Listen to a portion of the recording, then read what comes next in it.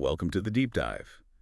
Today, we're sort of cracking open a chef's secret handbook. Yeah, it's packed with those practical tips and surprising details, the kind that give you those aha moments. Exactly. Things that can really transform your cooking, whether you're just starting out or maybe you're pretty seasoned but want that extra polish. Right. We've got a whole range of stuff here. Abbreviations, measuring, And that's temperature. oven temps, boiling water, safe cooking temps for meat, freezer stuff, even high-altitude cooking quirks. And microwave do's and don'ts, slow cooking tips, techniques like broiling, braising, roasting, Plus planning food for parties, storing leftovers smartly, ingredient swaps. pantry stocking, kitchen first aid. Mm-hmm. It's a lot, but it's all useful stuff. It is. And our mission really is to pull out the most useful bits for you, give you those shortcuts to feeling, more confident in the kitchen. Yeah, without making it feel like homework. This is the practical knowledge that helps you level up. Okay, let's dive right in then. Those recipe abbreviations, Hmm? sometimes they feel like hieroglyphics. Huh, yeah, they can. But there are some must-knows. If you see recipes from, say, Europe, C for Celsius is important for ovens. Right. And here, Here, it's mostly C for cup, then TBSP for tablespoon, and TSP for teaspoon. the classic mix-up potential. Definitely. Just remember, table is bigger than T. TBSP bigger than TSP. Easy trick. Nice. What else? FL ounce for fluid ounce, pretty standard for liquids. Mhm. Gal for gallon, if you're making a huge batch of something. Okay. And weight-wise, it's usually pound for pound and ounce for ounce. Getting these down is like step one to following any recipe accurately. Makes total sense. That tablespoon, teaspoon trick is genuinely helpful. Okay, speaking of accuracy, measuring, it's not just throwing things in a bowl, is it? Not if you want consistent results, no, especially in baking. And the big thing, the really crucial thing, is dry versus liquid. They measure differently. So you need different tools. Absolutely. For liquids, you really want a clear pitcher, glass or plastic, with the lines marked on the side. Lets you see exactly where you are. Got it. And for dry ingredients, flour, sugar, that kind of thing. For dry stuff, you need those individual cups that nest together, the standard set. Yeah. Quarter cup, third half, 1 cup, Right. and a separate set of measuring spoons. Quarter teaspoon, half, 1 teaspoon, and 1 tablespoon. Okay. Now, how do you actually use them for something like flour? I feel like I always mess this up. Yeah, common issue. Don't just scoop it straight from the bag and pack it down. The best way is to spoon the flour into the measuring cup until it's overflowing slightly. Okay. Then take a straight edge, like the back of a knife, and level it off. Just sweep the excess off. And don't tap or shake the cup. That compacts it. So you end up with too much flour if you shake it. Exactly. And, measure over a bowl or a piece of wax paper. Saves cleaning up spills later. Always happens. Good call. Ugh. What about sticky things? Brown sugar, honey. Brown sugar needs to be packed firmly into the cup. Press it down so it holds the shape of the cup when you turn it out, like building a sandcastle, kind of. Okay. Packed brown sugar. Got it. And watch out for wording like flour sifted versus sifted flour. Oh, yeah. What's the deal there? Flour sifted means measure first, then sift. Sifted flour means sift it first to get air in it, then measure the sifted flour. It actually makes a difference in texture. Wow. Okay. That's subtle but important. So, liquids. You said clear pitcher. How do you read it right? Put the pitcher on a flat surface like your counter. Don't hold it up. Then bend down so your eye is level with the marking you need. Get right down there. Yeah, look for the meniscus, that little curve at the top of the liquid. You want the bottom of that curve to hit the line. Fill it right to the mark. Okay. Eye level. Flat surface. And for sticky liquids like honey or molasses, quick spray of cooking oil inside the cup first, or a wipe of oil. Helps it slide right out. Genius. Save scraping it out forever. And yeah, reminder, your coffee mug isn't a measuring cup. Definitely not. Okay, let's move on to heat. Temperature. Hugely important. Totally. Controls everything. Knowing oven temps helps a lot. You've got like very slow ovens around 250 Fahrenheit, which is maybe 120 Celsius, good for really slow cooking, all the way up to extremely hot, like 500F, 260C, for things like pizza or searing. And some basics. Water boiling. Water boils at 212 Fahrenheit, 100 Celsius at sea level. That's a key benchmark. Right. At sea level being important. We'll get to that. And safety temps. Freezer. Freezer needs to be at 0 Fahrenheit, which is minus 18 Celsius, or colder. That keeps food safe indefinitely. Quality might degrade, but it stays safe. Crucial. And cooked meats. This is where people get nervous. Understandably. A food thermometer is your best friend here. Seriously, get one. Okay, Temps. Beef. Depends how you like it. Rare is maybe 140F, medium 155, 160, well done, up around 170F. Cool. Pork needs to hit 165F, no pink. Ham, if it's pre-cooked and you're just reheating, 140F is fine. And the big one? Poultry, chicken, turkey. 165F, always. That includes any stuffing cooked inside the bird. We've got to hit 165F in the thickest part, avoiding bone. Non-negotiable for safety. 165. Got it burned into my brain now. Yeah. Okay, you mentioned at sea level for boiling water. What happens when you go up higher? High altitude cooking? Yes. The air pressure changes things significantly. Lower air pressure means water boils at a lower temperature. So things take longer to cook in boiling water, like pasta or eggs. Exactly. Vegetables, eggs, anything boiled will need more time. And liquids evaporate faster too because of the lower boiling point. So if I'm making soup or stew, You might need to add more liquid than the recipe calls for, or start with a bit less and keep an eye on it. Also, things that rely on evaporation, like reducing sauces, happen quicker. interesting. What about baking or braising? Braised meats can take noticeably longer to get tender, sometimes quite a bit longer. You might need to increase the heat slightly and definitely add more liquid as it cooks. And baking, cakes, bread. Yeast breads tend to rise faster, maybe too fast, because there's less air pressure holding them down. And chemical leaveners like baking powder are more effective, so you might actually need to reduce the amount slightly. Wow, it really flips things around. Okay, let's come back down to earth and talk about the microwave. More than just for popcorn, right? Oh, absolutely. Super useful, but you gotta follow the rules. DOS. Use microwave-safe dishes only. Glass, ceramic, some plastics, check the label. Right. Cover food, usually helps it cook evenly and keeps moisture in. A paper towel often works. If you use plastic wrap, poke holes for steam to escape. Very important. Venting, got it. Arrange food smartly. Thicker bits towards the outside edge of the plate or dish, they get more energy there. And always, always let food stand for a minute or two after cooking. The standing time, why is that so key? It's called carryover cooking. The microwave stops, but the heat continues to distribute through the food, finishing the cooking process evenly. Okay, makes sense. What about the microwave don'ts? Big no-nos. Metal. Any metal, including foil, even little bits on twist ties, causes sparks, potential fire. Big no. Definitely. Styrofoam usually melts or can release chemicals. Most store packaging isn't meant for microwaving unless it specifically says so. All right, take it out of the takeout container. Yeah. Don't use plastic wrap without venting it. Steam builds up. And clean up spills promptly. They can bake on and become really hard to remove or even cause damage. Good point. Oh, and I never read it empty. Correct. Very bad for the microwave's magnetron. If you do it by accident, quickly put a cup of water inside and run it for a few seconds. Okay, good save. What about wattage? Recipes sometimes mention it. Wattage is the power level. Higher wattage means faster cooking. So if a recipe is based on a 700-watt oven and yours is 1100 watts, you'll need to reduce the cooking time. How much? There are conversion charts online, but it's often a bit of trial and error.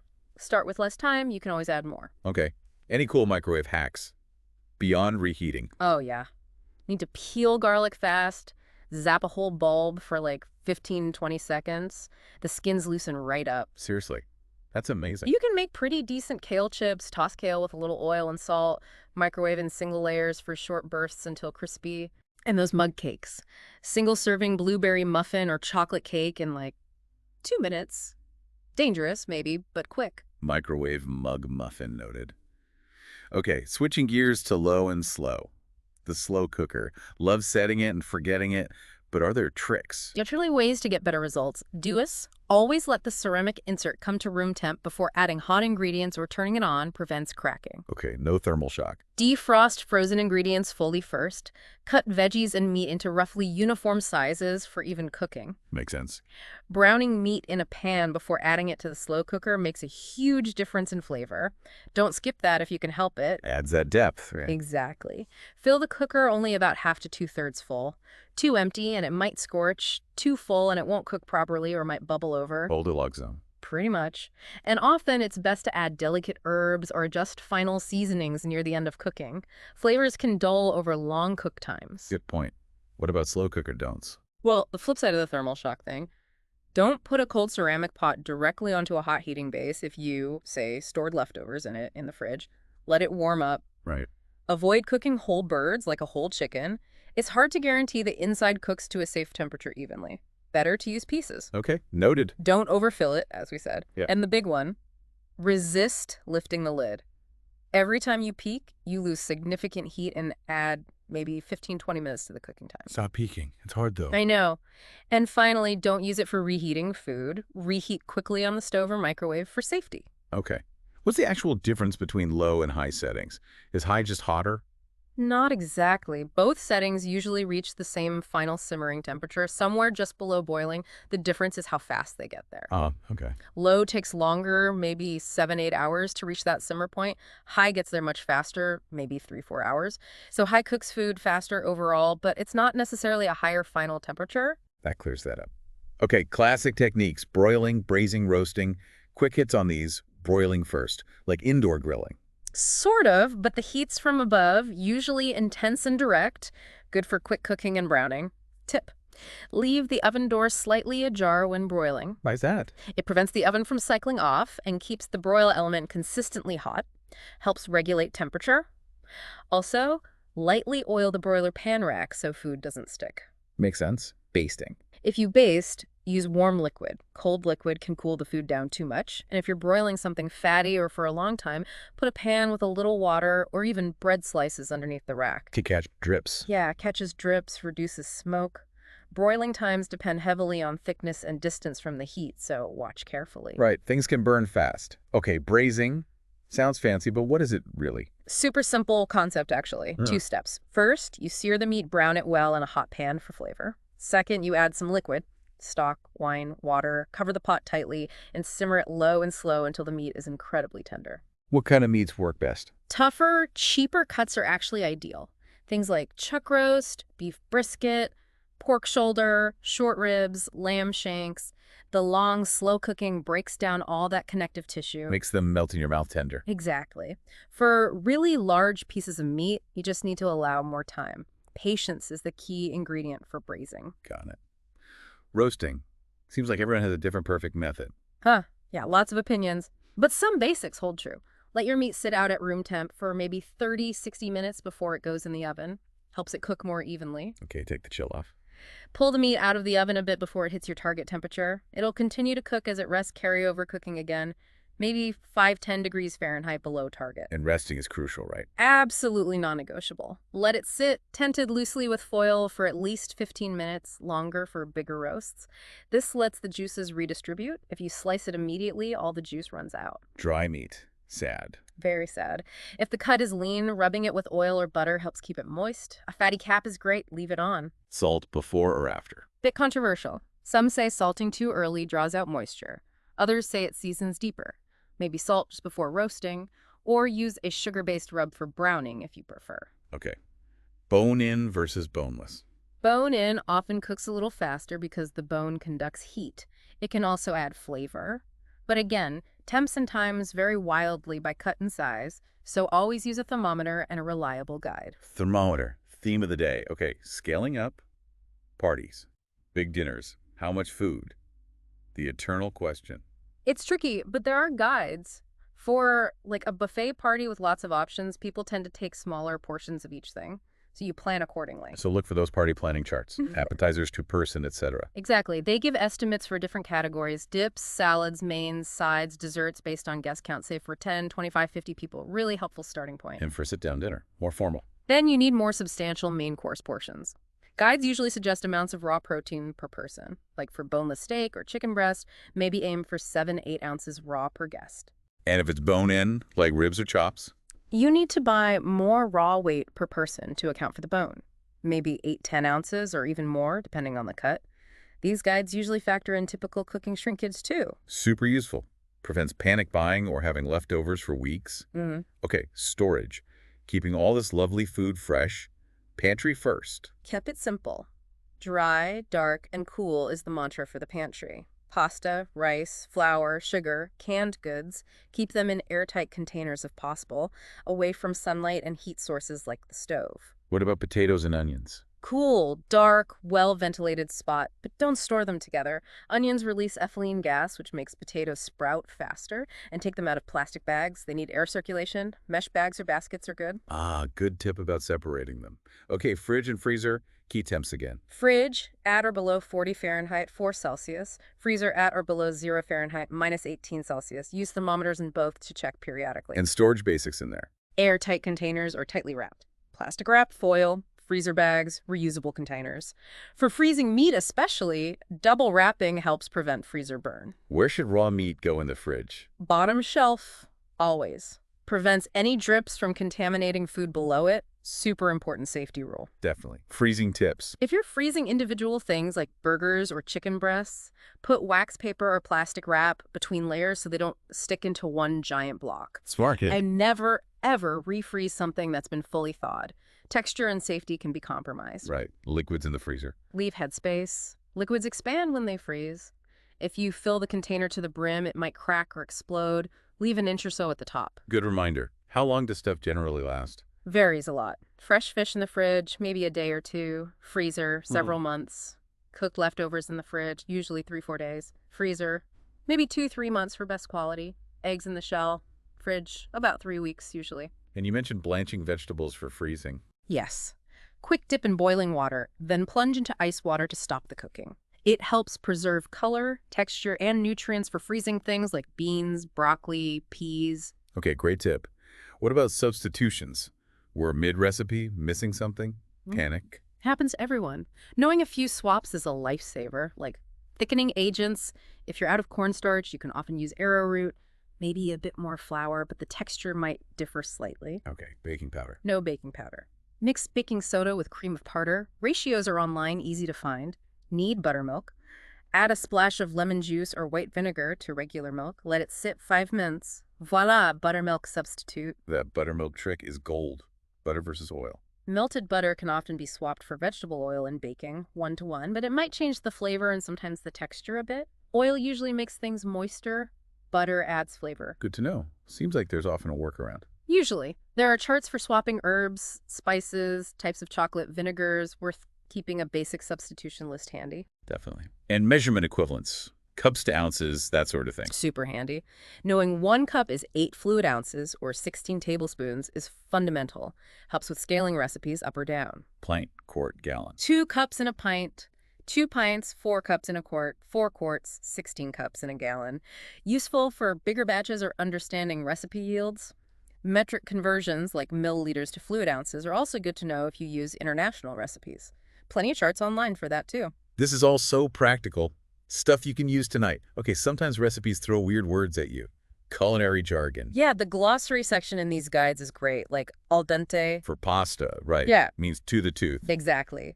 Cooked, but still firm when you bite it, not mushy. Based. Spooning juices over roasting meat. Yep, keeps it moist. Blanch, we covered quick boil, then ice bath. Braise, sear, then simmer slow in liquid. Okay, caramelize. Cooking sugars until they brown and get nutty like with onions or actual sugar. Deglaze. Adding liquid to the pan to get the stuck brown bits off. Perfect. That's where tons of flavor is. Makes great pan sauces. Julienne. Cutting into long, thin strips. Like matchsticks. Precisely. Knowing these terms just makes recipes less intimidating. You understand the why behind the instruction. It really does. It's like learning the language. Now, inevitably, things go wrong. Kitchen disasters. Quick fixes. Brown sugar, rough hard. Yeah. Put it in a bowl with a damp paper towel, microwave in short bursts, like 15-20 seconds. Softens right up. Burn coast. Scrape it. Hold it over the sink and gently scrape off the black bits with a knife. Often salvageable. Cake racked. Frosting is your friend. Or whipped cream and berries. Camouflage it. No one needs to know. Lumpy gravy. Whisk vigorously. If that fails, push it through a fine mesh sieve. Smooths it right out. Overcooked pasta. Mushy. Sometimes rinsing immediately in cold water can stop the cooking, then gently reheat in sauce. Not perfect, but might save it. Soup too salty. Oh, the worst. Classic fix. Add a peeled raw potato or a chunk of bread. Let it simmer for 15-20 minutes. It'll absorb some salt. Then fish it out before serving. Does that really work? It helps, yeah. Doesn't perform miracles on super salty soup, but it can definitely take the edge off. Another great tip. For meatloaf or meatballs, cook a tiny test patty first. To check seasoning. Exactly. Taste it before you commit to cooking the whole batch. Saves finding out it's bland or way too salty after it's too late. Smart. These fixes are confidence boosters. Okay, setting up for success. The pantry. What are the absolute essentials? A well-stocked pantry makes cooking so much easier. Think basics. Cooking oils, olive, vegetable, vinegars, flours, sugars, baking soda powder, grains like rice, pasta, maybe oats or quinoa. Canned goods. Definitely. Canned tomatoes, diced, crushed paste, beans, black kidney, chickpeas, maybe tuna or chicken, broth or stock, Seasonings. salt, pepper, essential spices you use often, garlic powder, onion powder, paprika, oregano, cumin, dried herbs, maybe some bouillon cubes. And fresh staples. Onions, garlic, potatoes are good to have around. Then fridge freezer basics like eggs, milk, butter, maybe some frozen veg. Makes pulling together a meal much less stressful. That's a great checklist. Finally, safety. We hope it never happens, but kitchen first aid, minor cuts. First step, wash thoroughly with soap and cool water. Apply firm, gentle pressure with a clean cloth or paper towel to stop bleeding. Then, Once bleeding stops, apply an antibiotic ointment and cover with a clean bandage. If it's deep, spurting, or won't stop bleeding after a few minutes of pressure, you need proper medical attention. Don't wait. okay, minor burns, like touching a hot pan. Immediately run cool, not ice-cold water over the burn for several minutes, 10-15 minutes if you can. This stops the burning process and cools the skin. No butter, right?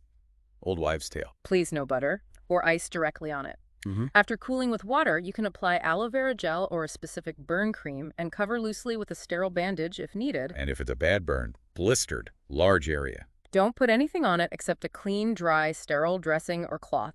Seek medical help immediately, urgent care or ER. Don't try to treat severe burns yourself. Absolutely crucial advice. Wow, we have really covered a ton of ground here. It feels like we got the keys to the kitchen kingdom. It's a lot, but it's all connected, isn't it? Measurement affects temperature, affects technique, affects the final result. Understanding those connections is key. So for you listening, what's the big takeaway from all this if you remember just one thing? I think it's that cooking doesn't have to be intimidating.